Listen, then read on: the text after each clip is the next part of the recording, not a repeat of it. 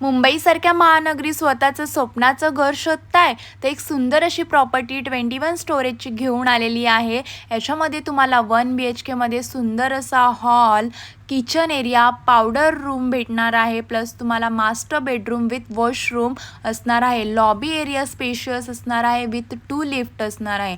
613 square फीटचा 2 BHK available आहे। त्याच्यामध्ये हा सुंदर असा हॉल तुम्हाला अवेलेबल आहे।